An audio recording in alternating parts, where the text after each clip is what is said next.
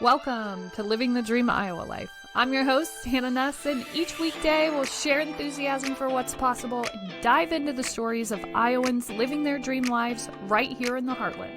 Whether you're chasing a big goal or just looking for a little inspiration, we've got you covered. Let's change the world together. This is Living the Dream Iowa Life. Let's go. Heyo, welcome to Living the Dream Iowa Life podcast. I'm your host, Hannah Nuss, and we're going to go right now. Okay, today we're talking truths, as we always are, as we wrap up the week. What is that truth? And I want to dive into who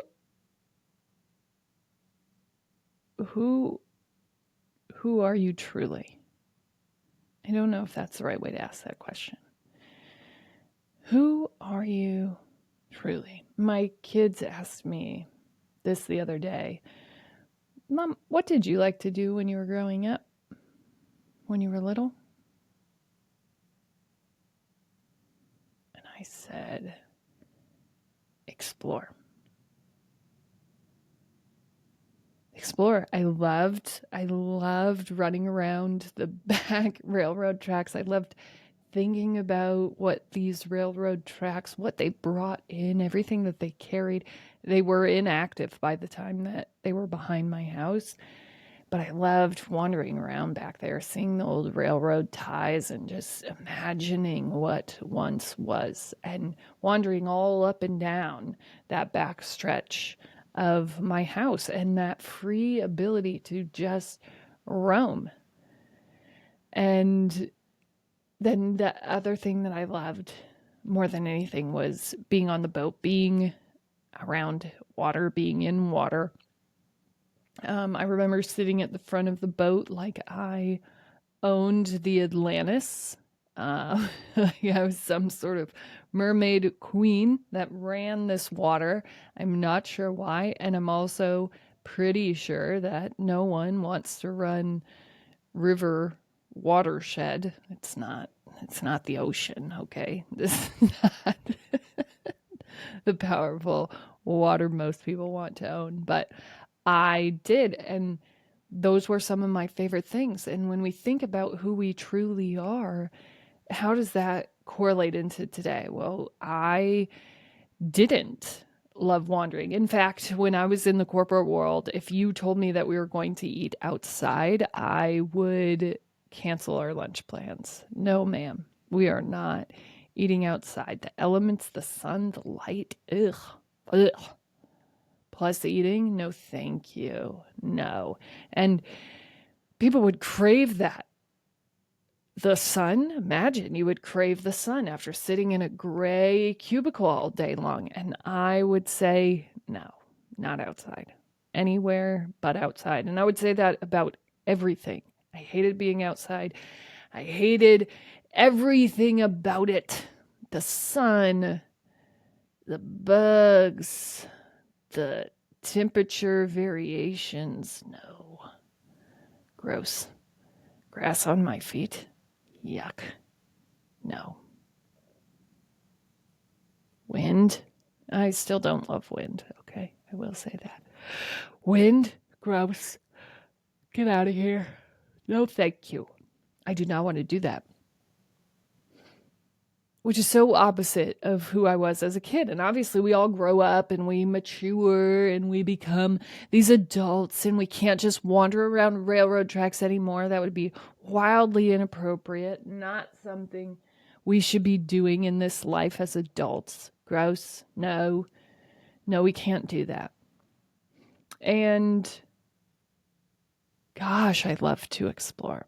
And so to be a human, an adult human being who hates just even the second of sun touching their skin is so wildly opposite of how I grew up as a kid. I was outside every second of every day that I could be. Okay? No house for this gal. No. I wanted to be out. I wanted to be running. I wanted to be shooting, I wanted to be hitting, I wanted to be riding my bike, I wanted to be anywhere but in my house. And I think there are a lot of reasons for that, but most of them are that nature was a super normal thing for me. I loved being outside, and I loved exploring more than anything, being curious and writing my own stories about what once was, and just imagining over and over and over again. And so when my daughter asked that, I didn't really think about it, but I instantly replied, exploring. I loved exploring and then telling stories of my explorations. That was my favorite thing to do. No question. And now that is what I do. That is what I do. But it was such a far stretch from where I had gotten as a human. And now I'm reading up on sort of this midlife crisis, which is how I explained what happened to me in my 30s. This moment, this spiritual awakening, and how normal it all is, which I like to point out the normalcy of those things. I like to think about like why we get somewhere that we are lost. Why do we give up on what we have always known about ourselves? And sometimes it's because it's impossible to find our way back to ourselves. No one will reflect a story of our childhood, and maybe we don't have many memories of our childhood. I can remember just a handful of things, but not much. And so if your parents won't reflect that back to you, or they won't say those things to you, they don't know, and no one else has any recollection, then you're kind of on your own to piece that all back together. And so I have a bazillion stories that I wrote when I was young. I have not a bazillion, but I do have a handful of second grade literary pieces that I wrote. And everything was just wild, and everything was something that I could get curious about and wander into and wonder about. And I loved everything about that. And then when I became an adult, it was truly, I remember feeling this super insecure place. My parents had just gotten divorced. I was going into my sophomore year of college. I had just realized that I wasn't going to be able to keep chasing this volleyball thing. It wasn't going to happen kind of all at once, this perfect eye of the storm moment. And in that moment, I kind of decide it's time. I have to fend for myself. I have to figure this out. And luckily my coach was right there, and she said, "You can figure this out. You are so capable of doing this. You are doing it." Da, da, da, da, da. And I was like, "You're right. I have to figure it out. I am on my own. I am an adult. There is no wavering anymore. It is time. It is time to grow up." And at that point, I decide that I'm going to major in graphic communications, graphic arts, and I'm just going to finish my 2 year, and I'm going to be done with silly dreams, and I'm going to get a job. And at least I could do this art thing. I could still be creative and be successful. And I was really confident that that's what I was going to do. I was really excited. I was going to be an artist. I was going to utilize these skills, this interest that I had. I was going to follow that track. Yes. Yay. And then I think probably midway into my sophomore year, I get handed all of my bills, and adulthood gets even more real than it had been. And I realized, like, it's time to grow up, Peter Pan. No more. And I remember just thinking, art cannot pay your bills. That is not something safe for you. Other people can be artists, and they probably have parents and families that support them, and so they can be those artists and their bills still get paid. You can't. And I'm telling myself this, and then that drastically changes my career path. And then somewhere along the line, I get planted into a cubicle where I am saving for retirement and slowly suffering. It may have been a vitamin D deficiency, honestly, but I can't even stomach how far removed from myself I have become. I don't even know who I am anymore. I don't know what it's like to be in my body. I don't know where I'm going. I have no vision whatsoever for my life. There is no truth to who I've become. I am just moving. I am just going through the motions. That's it. That's who I am. I don't want to be outside. I don't want to explore or think or move through anything. I don't want to do that. Gross. And that's not who I truly am, and that's not who anyone truly is. We all want the elements. Listen, I am a Leo sun and moon. I probably need more fire, sun, light than most. And I hadn't sat outside in the sun in probably 2 years at that point. I was waking up before the sun came up, and I was coming home after it went down. And every moment in between the sun being up and down, I was inside or running to the next thing in a car. And honestly, I think running from the sun for me was running from myself, was running from my truth, this real craving to get back to who I was. And so shutting that out completely felt better than letting it in and longing for it. And how many times is that the real fear? How many times is that the truth of that fear? I don't want to experience goodness because what if it doesn't last? What if it doesn't work? What if I end up loving this and then I lose it? Then what?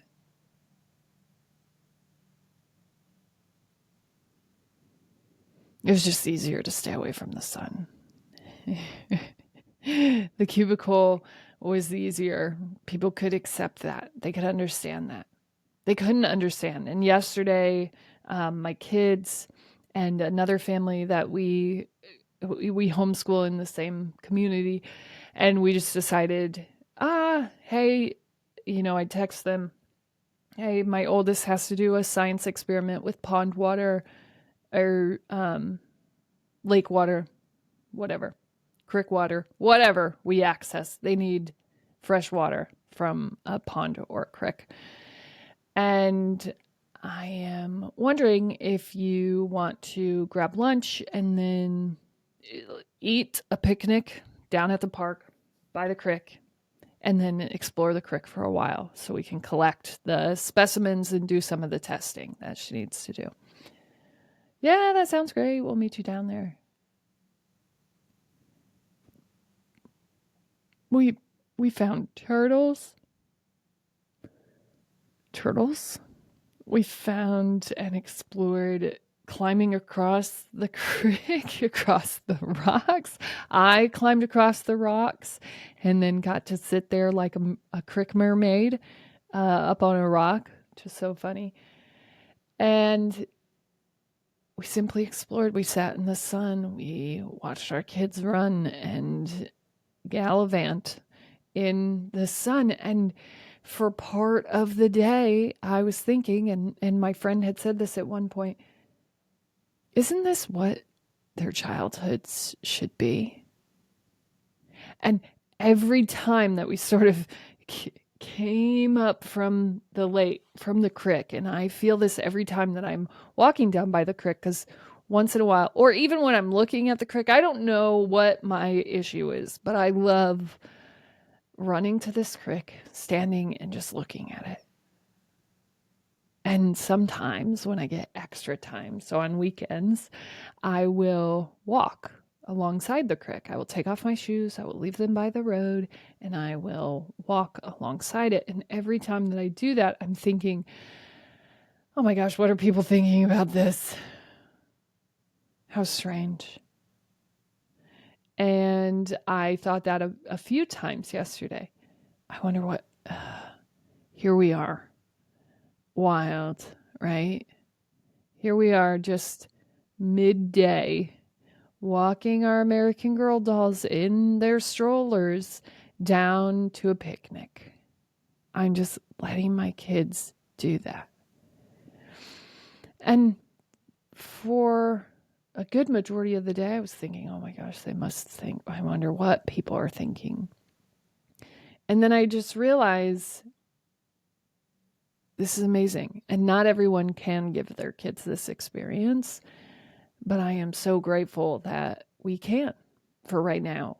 Even if it's this small window or it's the rest of their lives, I will never regret taking this time with them, letting them be kids, letting them get excited to stand on a bridge and watch for turtles and stand there as silently as they possibly can, because the turtles will go back down if we are noisy.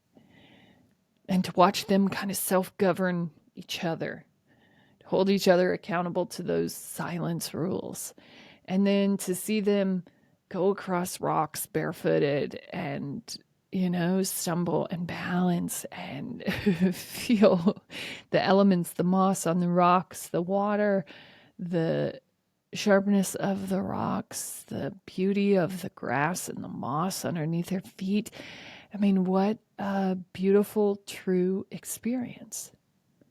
And it's no wonder that myself felt like it was more true by the time I got into adulthood to sit in a corporate gray space and feel more comfortable and confident in that than I did outside. It's no wonder. That was the entirety of my experience. And every time that I wanted to just kind of follow what flowed, I would remind myself that I need to be a responsible, successful adult. That is what people will accept from me. That is what people will celebrate in me. And being the weird kid that wandered around the railroad tracks, not cool. Yeah, she's kind of weird, Hannah. And I would say that I one time did not ask for this feedback. I did not ask who I was as a child. And my uncle came up and he said, oh, your girls are great. They really are. It's so funny because you were such a weird kid. You were so strange. And just, you were a lot. You were always excited. You were always creating. You were a lot. You were weird. And so I think now maybe this final phase is just allowing myself to step into the truth of my weirdness. I really am not a normal person, and I normal, right? Because who is? Someone had asked the other day, oh my gosh, are you back to like 100% normal after the accident? Are you back?" And I looked at them and I said, "I guess that depends on if you thought I was normal prior."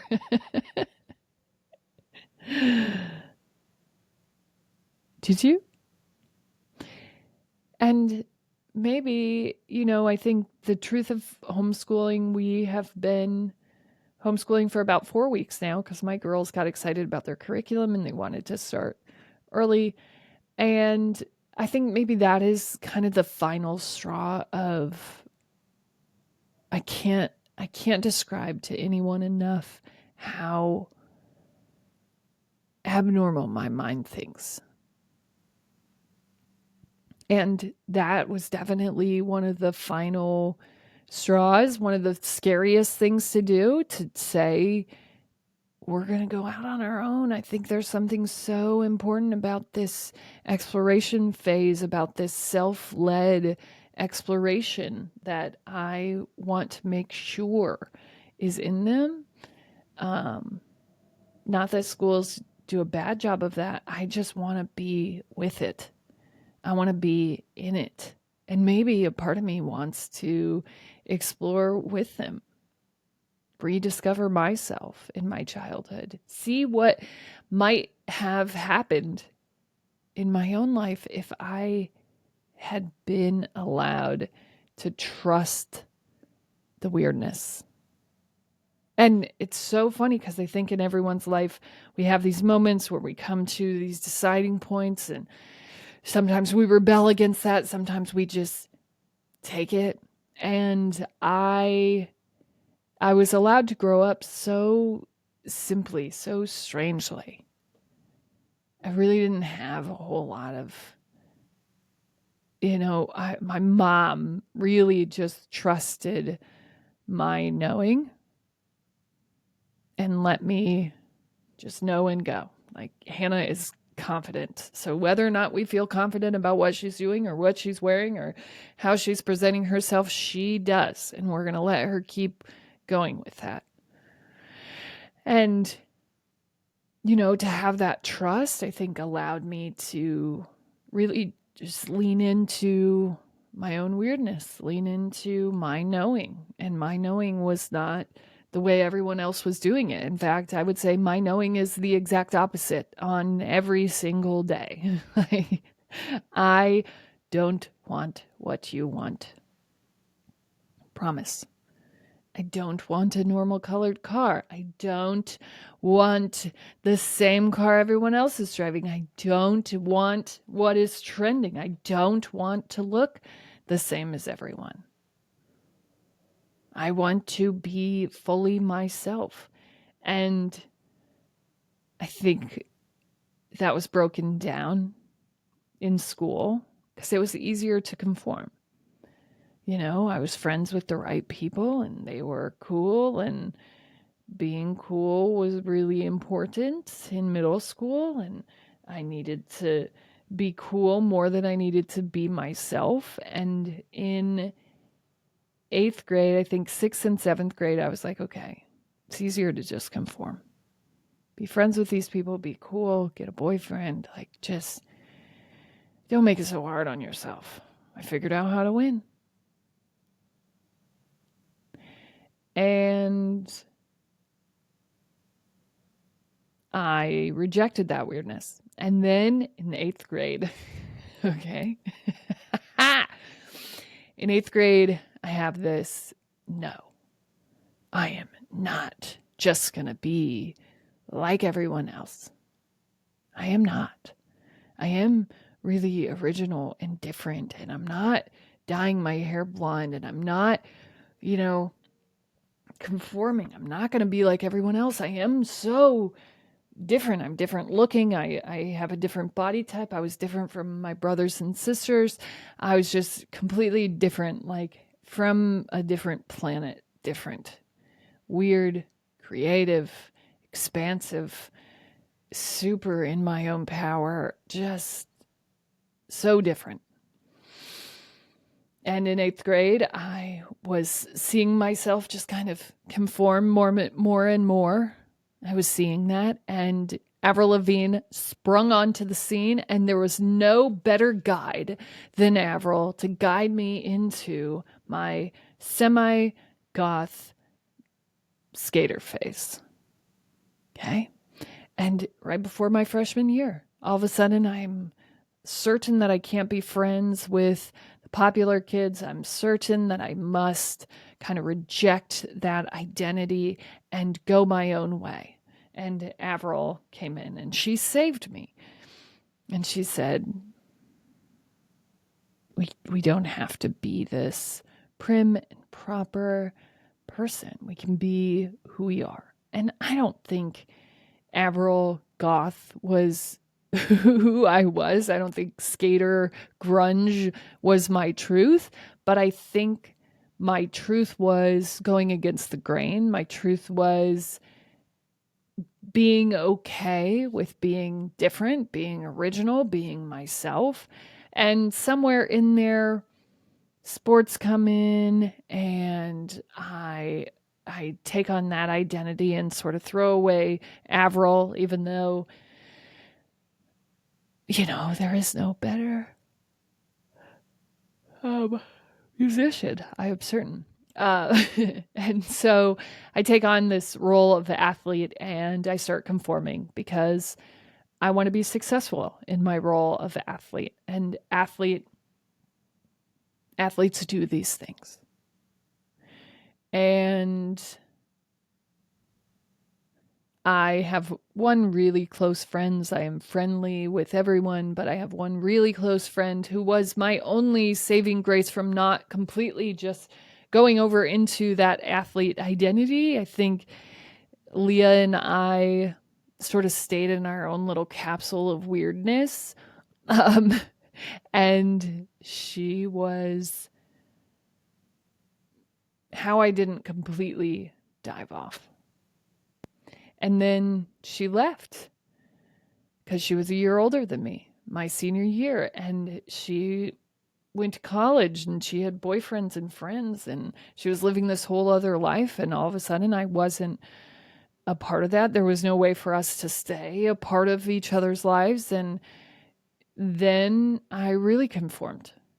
And you can just watch my hair progression because all of a sudden I am bleach blonde. I am wearing blue contacts. I am just a chameleon of sorts.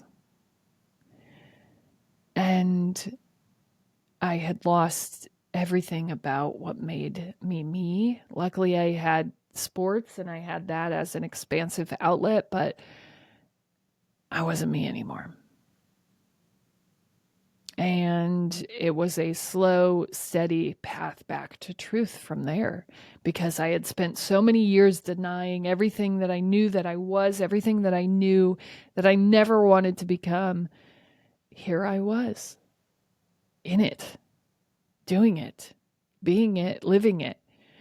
And I was still holding on to those identities well into adulthood. I was still bleach blonde. I was. And it's funny because the next time that I feel at my most powerful was my hair had finally grown out. It was finally back to its original color of this strawberry. There's red in there, but you can't tell just how much. Maybe it's brown, maybe it's blonde, maybe it's red. I don't know. Depends on the light. These green eyes. And the moment that I came into that truest power was when that had all gone back. And we won a state title. And I'm wearing green, and my eyes are dangerously green at this point. And I was back. And then I realized there were a couple of identities that had stayed with me that I had to release to get back to my true self. And, to have a day where I don't fully release into, oh my gosh, what are people thinking about this? Not yet. I'm not fully there yet, but I'm definitely getting closer. And to just allow myself to settle in and be and let my kids be and let us find what our rhythm looks like from here is, yeah, wildly amazing and truthful and gorgeous. And I think this is true. And my friend and I were having this conversation yesterday of why did you want to, or why do so many moms? This is the norm, right? We're supposed to want to release our kids. And of course, we feel bad when they go to daycare for the first time, but then we're supposed to want to give them away. And this is good. And it is good. There are definitely pieces of that are very important in the development of their human psyche. But yesterday my friend had asked me, like, why did I feel that, or why do moms feel that? And I think it's the need to be included. If you find a group of moms who talk positively about their kids and how amazing they are and how much they love them, it'd be a weird one. Because I would say the mass majority culture is talking about how much wine they need to just try to survive their kids. And there are definitely wore out seasons, but the truth of the matter is I didn't actually feel that. I didn't feel that overwhelm. I felt the pressure to be in that space. I felt the pressure to talk about my kids that way. I felt the pressure to need wine and not need a break from it all. I felt the pressure to just accept that life as a parent is hard. It's not that lovely. And, now that I'm in this place of sort of renouncing that norm, and not that that's not other people's truths, just that is not mine. Yeah, it's really inspiring and amazing to be around other parents that really find so much joy in being around their kids as much as they possibly can. And that side has been inspiring and amazing. And the other side of it is just finding my way back to my own truth, not letting normal culture expectations drive my activity anymore. And that is our truth. And we have to discover what that is for each of us. As always, you're smart, you're strong, you're beautiful. What are you going to do? Change the world.